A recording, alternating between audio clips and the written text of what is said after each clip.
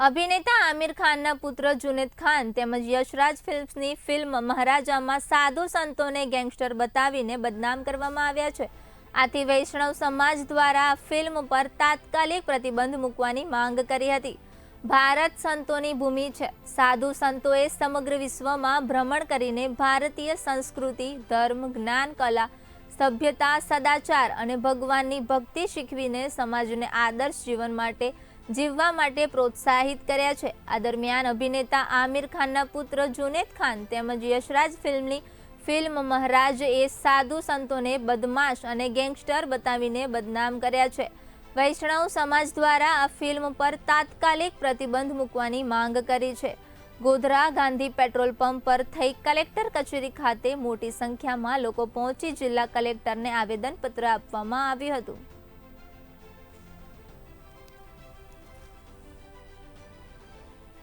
आज रोज वैष्णव संप्रदाय द्वारा वैष्णव संप्रदाय तमाम संस्थाओं द्वारा आंतरराष्ट्रीय पुष्टिमार्गीय वैष्णव परिषद, समस्त वैष्णव वणिक परिवार, वीपो અને તમામ સંસ્થાઓના માધ્યમથી તમામ સમાજ વૈષ્ણવ સંપ્રદાયમાં આવતા તમામ સમાજો દ્વારા આજ રોજ આદરણીય કલેક્ટરને રાજ્યપાલશ્રીને સુપ્રત કરવા માટે આવેદનપત્ર અમે રજૂ કર્યું છે।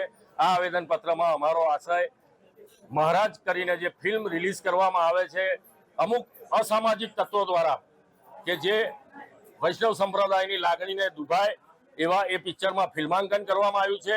કોઈક હીરો દ્વારા એના પોતાના દીકરાને લોન્ચ કરવા માટે વૈષ્ણવ સમાજની આટલા મોટા વૈષ્ણવ સંપ્રદાયની લાગણીને ઠેસ પહોંચાડવાનું કામ કર્યું છે। એના અનુસંધાનમાં અમારા મહારાજશ્રી હોય, અમારા સંત હોય, અમારા ભગવાન, આ તમામને વિલન જેવી ભૂમિકા ભજવતા આ પિક્ચરમાં ફિલ્માવવામાં આવ્યા છે।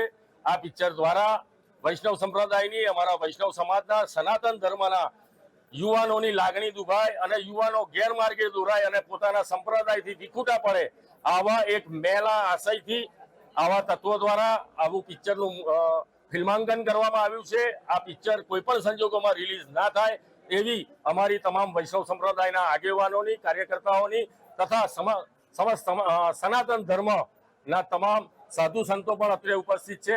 તે તમામની એક જ લાગણી છે કે આ પિક્ચર કોઈ પણ સંજોગોમાં રિલીઝ ના થાય અને આવનારા સમયમાં આવા તત્વો દ્વારા આવું કંઈ પણ ફરી કોઈ કાર્યક્રમ થાય નહીં, આવા કોઈ પિક્ચર નિર્માણ ના થાય એની સરકારશ્રીએ પણ ખાતરી આપવી જોઈએ અને સરકારશ્રીએ આ કામ કરવું જોઈએ।